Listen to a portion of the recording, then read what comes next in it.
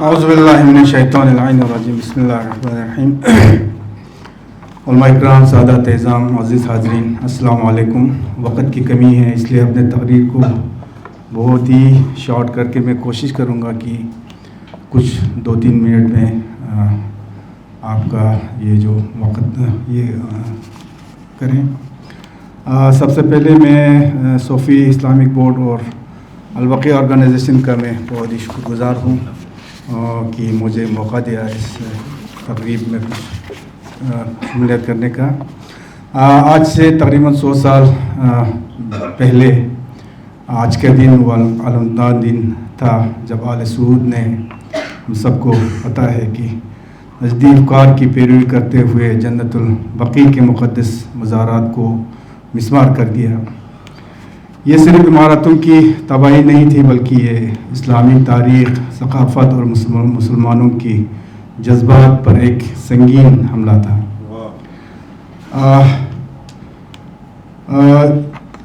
جس میں یہ رسول اللہ صلی اللہ علیہ وسلم فرماتے ہیں، جس نے میرے اہل بیت کو اذیت دی اس نے مجھے اذیت دی، اور جس نے مجھے اذیت دی اس نے اللہ کو اذیت دی.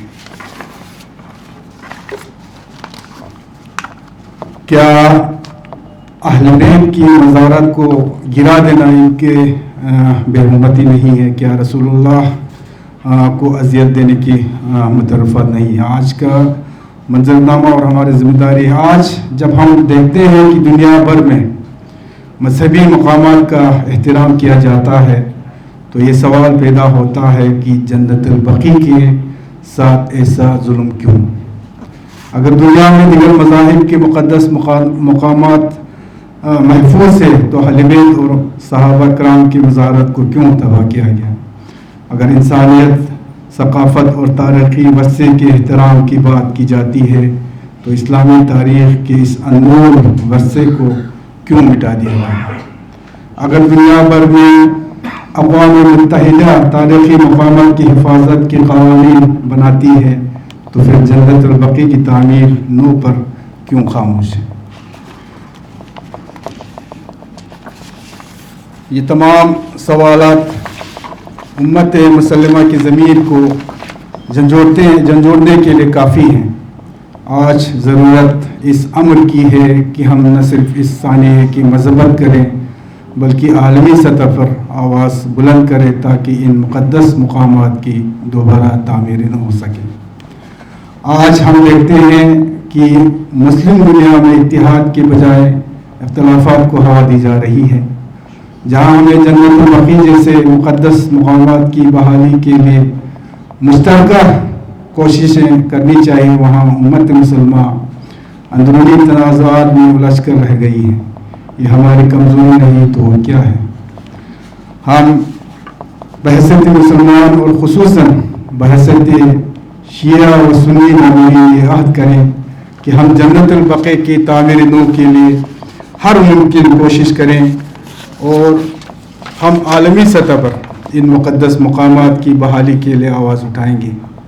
ہم اپنے نوجوانوں کو اہل بیت کی تعلیمات سے روشناس کرائیں تاکہ وہ اپنے مذہبی اور ثقافتی ورثے کی دفاع کر سکیں. ہم امت مسلمہ میں اتحاد پیدا کریں گے تاکہ فرقہ واریت کی دیواریں گرائی جا سکیں. میں اس مقام سے ایک قومی و دینی ذمہ داری سمجھ کر آپ سب سے یہ درخواست کرتا ہوں کہ یہ نہ صرف تاریخ کا ایک دردناک لمحہ ہے بلکہ یہ ایک ایسا موقع ہے جسے ہم سب کو یاد رکھنا اور اس پر آواز بلند کرنا ہے.